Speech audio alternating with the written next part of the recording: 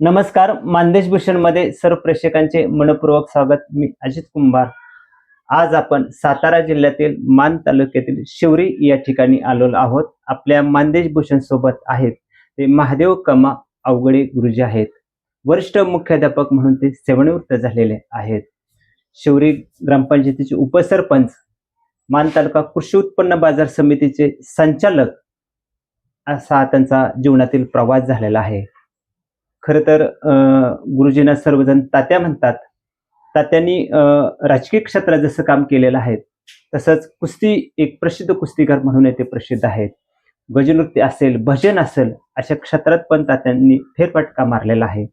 तात्यांचा 10 जून 2026 रोजी 75वा वाढदिवस आहे आणि या वाढदिवसानिमित्त आज आपण तात्या या नात्यातून त्यांच्याशी सुसंवाद साधणार आहोत. नमस्कार तात्या. नमस्कार. तात्या, मुलाखतीतील पहिलाच प्रश्न तुमच्यासाठी आहे की तुमचे आई वडील काय करत होते? आई वडील आमचा धंदा करत होते. जुना पारंपरिक हा धंदा करत होते. आणि तुम्हाला बहिणी किती, भाऊ किती? बहिणी 7, भाऊ 2. बहिणींची नावं काय आहे ते? बहिणींची नाव अनुसया, चंद्रभागा, पुन्हा मालन, पुन्हा इंद्रावणी, सुमन आणि अमल. 7 बहिणी आणि 2 भाऊ. 2 भाऊ. म्हणजे दुसऱ्या भावाचं नाव काय तुमच्या आहे ते? दुसऱ्या भावाचं नाव आहे म्हणजे माझा थोरला भाऊ गिरजाप्पा. बर. आणि तुम्ही 2 नंबरचे? नाही, 2 नंबरचा दुसरा, मी लास्ट नंबर. म्हणजे तुम्ही तिघं बंधू? तिघं बंधू. म्हणजे गिरजाप्पा, तुम्ही एक आणि तिसऱ्याचं नाव काय? बबन. म्हणजे तुम्ही तिघं पण शिकलेला आहात का, कसं आहे? नाही, मी फक्त शिकले. तुम्ही शिकला आणि बाकीची 7 बहिणी आणि 2 भावंड असे मिळून 10 जणांचं कुटुंब. म्हणजे असं हे आई वडील तुमचं 10 जणांचं कुटुंब चालवत होतं. आता त्या तुमचं शिक्षण किती झालेलं आहे? शिक्षण माझं DEd. SSC DEd. SSC DEd. म्हणजे गावात प्राथमिक शिक्षण झालं. आणि ते कसं आहे जीवनातला प्रवास शैक्षणिक? म्हणजे इथं शाळा, म्हणजे आम्हाला खरं शिक्षणाची आवड लावली हिरवे सरांनी. शाळा 7वी इथे काढली होती. बर. तिथंच आम्ही 7वी शाळा शिकलो. बर. आणि नंतर पुन्हा दहिवडीला हायस्कूलला गेलो. महात्मा गांधीला तिथं 10वी. आणि डीएड कुठे झालं? 10वी नाही, 11वी. जुनी 11वी. आणि मग डीएड कुठे झालं? डीएड दहिवडीच. म्हणजे जुनी म्हणजे व्यवस्था तशी होती आपल्याकडे. जुनी म्हणजे डीएडचं पण शिक्षण आपल्या दहिवडीत मिळत होतं. हो. नोकरीचा शुभारंभ कुठे झाला तुमचा पहिल्यांदा? नोकरीचा शुभारंभ वरकुटे मसवड. पहिला दिवस. किती तारीख होते ते? 21/8/72. 21/8/72. दुष्काळात बरोबर त्या गावात तुम्ही पोहोचलो आणि तुमच्या शैक्षणिक कामाला सुरुवात झाली. तात्या, पहिल्यांदा तुमची सुरुवात वरकुटे मसवड मध्ये झाली. त्यानंतर कुठं शिक्षक म्हणून काम करायला मिळाले? त्याच्यानंतर मी बिजवडी नंतर पुन्हा शिवरीत झालो. आपल्या मुळगावी. बर. तिथं 12 वर्ष शाळा केली. बर. शिवरीमध्ये 12 वर्ष केलं. त्याच्यानंतर जाशीला गेलो. बर. शेजारीच आपलं गाव आहे जाशीला. 3 वर्ष काढली जाशीला. बर. जाशीला नंतर नाही अगोदर घेतलं गेल्यानंतर बिजवडी काढली. आणि बिजवडी जाशीला गेले. वरिष्ठ मुख्याध्यापक म्हणून तुम्हाला कुठं प्रमोशन मिळालं? जाशीतनं झालं पण मला मी ती घेतलं नाही. बर. पुन्हा मी नंतर आल्यानंतर वरिष्ठ मुख्याध्यापक पांगरीला घेतलं. आणि त्यानंतर शेवट कुठे झाला तुमचा? शेवट झाला नोकरीचा ह्याला बोते. शेवटचं मानचं टोक. डोंगरावरचं सर्वात आपलं शेवटचं गाव आहे ते.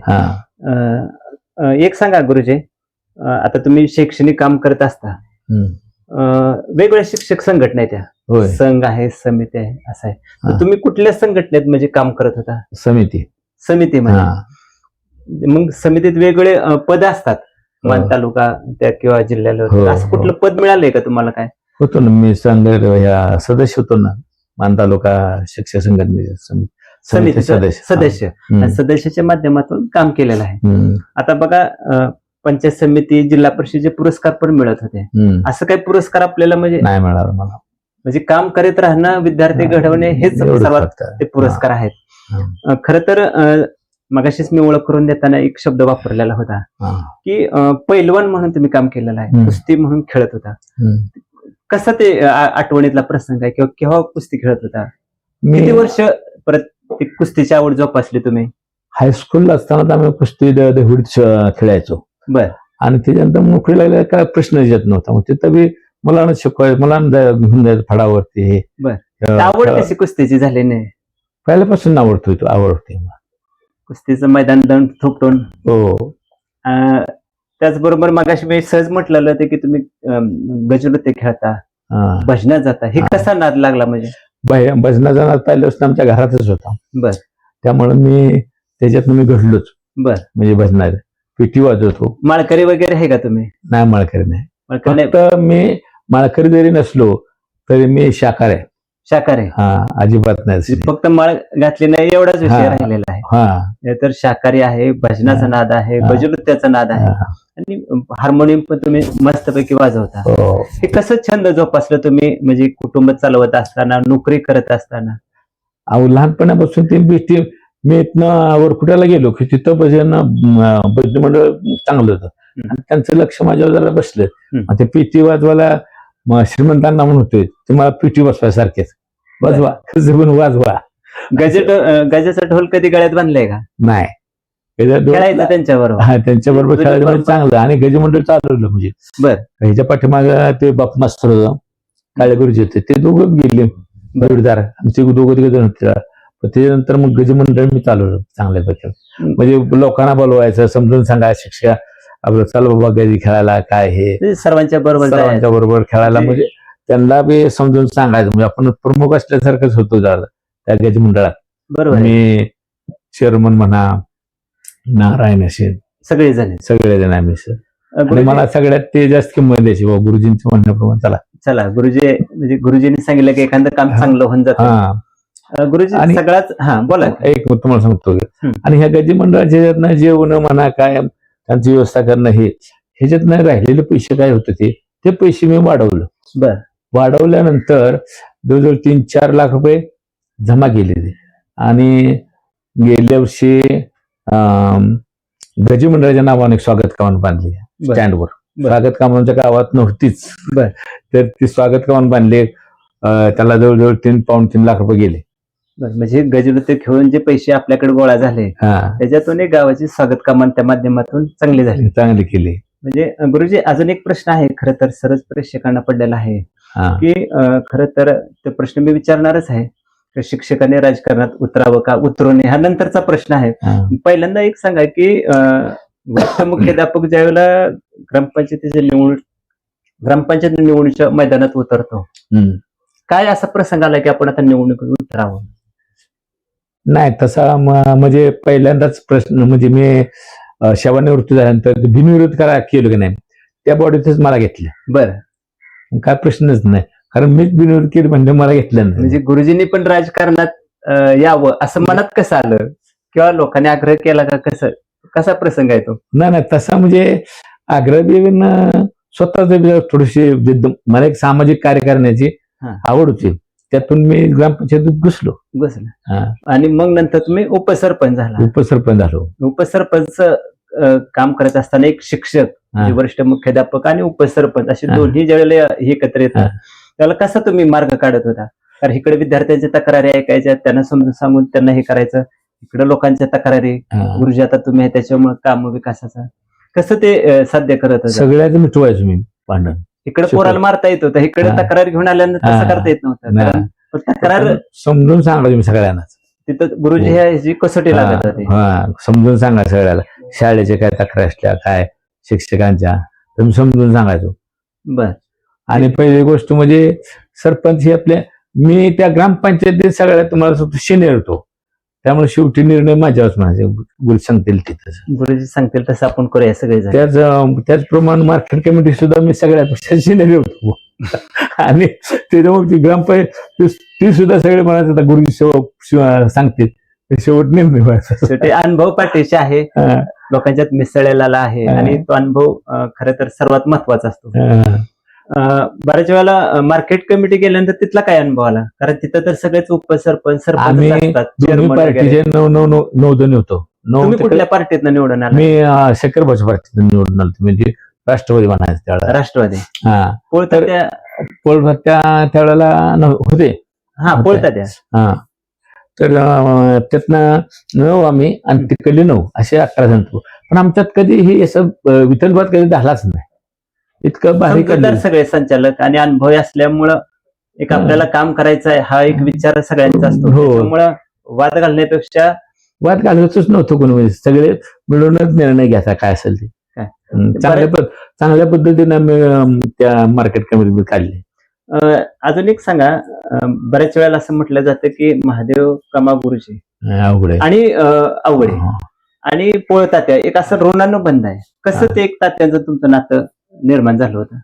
त्याचं पहिलं म्हणजे आली गाडी कशीवरीतच थांबणार तात्यांच्याकडे, हो, तुमच्याकडे आमच्यातच. हो, आणि मग तात्या दहिवडीत, हो. असं बऱ्याच वेळेला सांगितलं जातं. हो, नातं कसं तुमचं निर्माण झालं ते? नातं म्हणजे आमच्या भाऊ होते हे असे, त्यामुळं ते आमच्यातच यायचे, म्हणजे आमच्या भावाला चांगले ओळखायचे. बरं. आणि मग त्याच्यानंतर मीच आमचा मधु भाऊ एक होतं, त्यामुळे हिथंच यायचं तात्या त्यांना.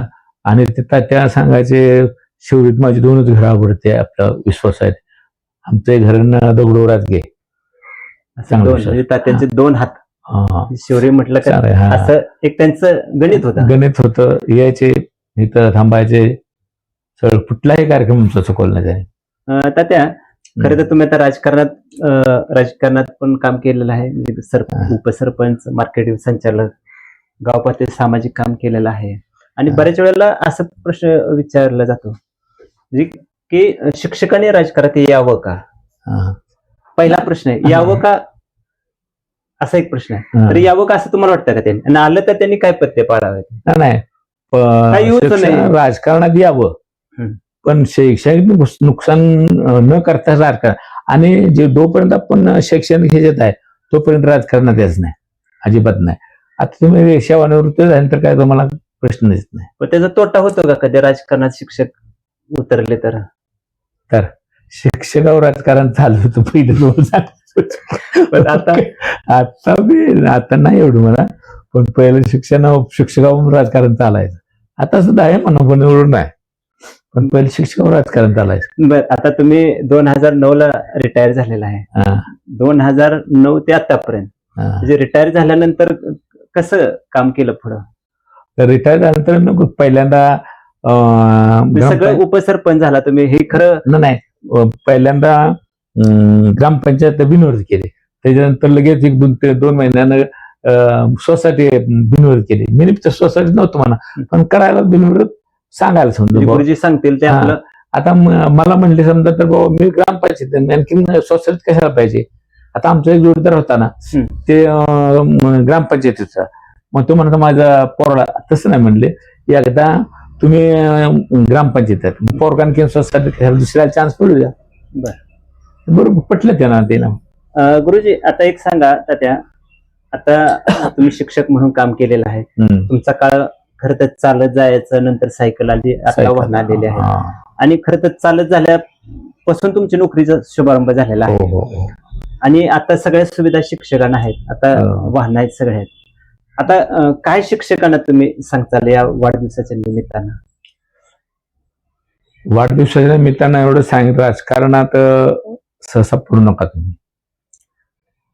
पडा, पण कधी तुम्ही सेवानिवृत्त झाल्यानंतर, कारण आताची परिस्थिती फार अवघड आहे, पूर्वीसारखं राहिलं नाही.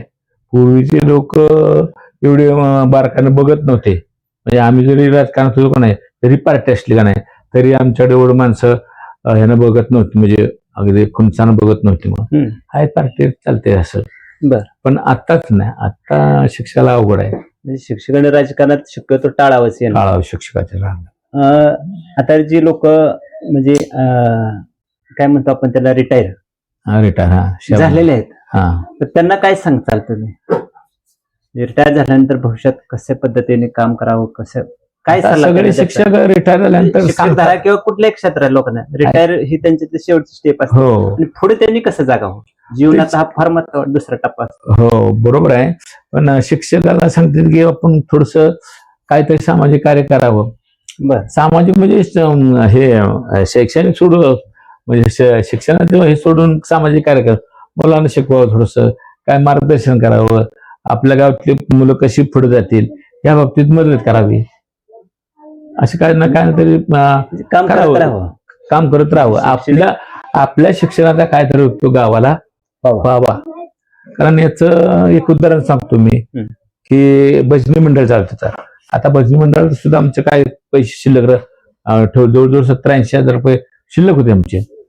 मग त्यातनं मी तिथं आम्हाला हे झेंड्याचे ते दांडी रोज बांधायचे, खाली उतरायची कार्यक्रमाला काही खाली उतरायचे. 26 जानेवारीला विचार अरे आमच्या डोक्यात झालं. आमचं जोडीदार बुवा म्हणला आपण हे मग ते झेंड्याचा कट्टा आणि ते हे पाय पीठ सगळं बांधून दिले. उभं केलं. 13,000 रुपये घालले. गजनृत्याच्या पैशातून तुम्ही कमान बांधली आणि ह्या भजनाच्या ह्याच्यात ना केलं. असं पण काम करायला तुम्हाला संधी मिळाली. असं काहीतरी काम करावं अशी आमची म्हणजे सेवानिवृत्त नाही. म्हणजे कुठल्याही क्षेत्रातल्या माणसांना आपल्याला जे ज्ञान आहे त्या ज्ञानाचा समाजाला उपयोग करून द्यावा आणि त्याच्यात आपण पण कार्यरत राहिलं तर आपल्याला एक वेगळाच आनंद मिळतो. आता नाही म्हणजे शिक्षकाच्या बाबतीत शैक्षणिक बाबतीत कुठं ना कुठं आपण थोडीशी मदत केली पाहिजे. बरोबर आहे की. आणि शिक्षकांना सामावून घेतलंच पाहिजे. गुरुजी एक सांगा, खरं तर 75 वाढदिवस साजरा होत असताना असा एखादा जीवनातील प्रसंग आहे का आठवणीतला सांगण्यासारखा, की आजही त्या प्रसंगाने आपण हेलकाव खातो किंवा डोळ्यापुढे आणला तरी नको वाटतं किंवा बदल काहीतरी त्या प्रसंगाने झालेला असतो जीवनात? प्रसंग म्हणजे काय होतं की मला प्रसंग असा होता की मला वरिष्ठ मुख्याध्यापक म्हणून हे बोत नाही खाली फलटण तालुक्यात आलं.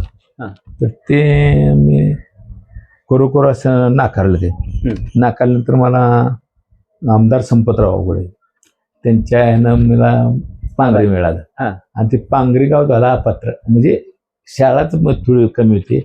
1-2 विद्यार्थी फक्त 7वी-8वीला 6वीला. मग मला ते खटकायचं बरोबरच वाटायचं नाही. मस्त आमचा जोडीदाराचं केंद्र पण होतो हे मी एक दिवशी वैतागून म्हणलं आलो पंचायत समितीत. साहेबांना म्हणलं मला तिथे जायचं नाही. लेखा जायचं नाही म्हणलं मला तिथे कामच करायचं. म्हणजे मला काम करू वाटत नाही. मी तसं नाही म्हणलं साहेब मला नाही जायचं म्हणलं. काय म्हणत नाही. मग म्हणजे तुम्हाला माहिती आहे का तुमचा पगार बोत्यावर काढलाय आणि तुम्ही काम करताय द्या म्हणलं. पण लिहिले ऑर्डर दिले होतो. 2 वर्ष बोत्यावर काढली चांगले. किती लांब शेवटचं टोक आहे ना. शेवटचं हा जीवनातील एक शैक्षणिक ह्याच्यातला एक शाळा आदर्श शाळा होती ती. त्याची चांगली शाळा होती. आणि काम तुम्हाला करायला संधी मिळाली. तिथलं सहकार्य चांगलं. आणि आपण म्हणजे भजनातल्या ह्याच्यातल्या सगळ्यातल्या ऑलराऊंडर आणि इथनं पण राजकीयाच्यातनं बी होता त्याचा माणूस आहे. तिथं बी थोडीशी मदत व्हायची. आणि माझी सुरुवात झाली पैशाला. म्हणजे वरकुट म्हणजे थोडस जवळच आहे. मान तालुक्यात शेवटच्या टोकात जवळच आहे. आणि सेवानिवृत्त हुशारा शेवट एक टोक इकडं एक तिकडं असे हे आठवणीतले प्रसंग आहेत. धन्यवाद तात्या. खरं तर 75व्या वाढदिवसानिमित्त तुम्ही मानदेश भूषणशी खरं तर जीवन प्रवास सांगितलेला आहे. तुम्हाला धन्यवाद आहेत आणि तुमच्या 75व्या वाढदिवसास मानदेश भूषण परिवारातर्फे मनपूर्वक शुभेच्छा.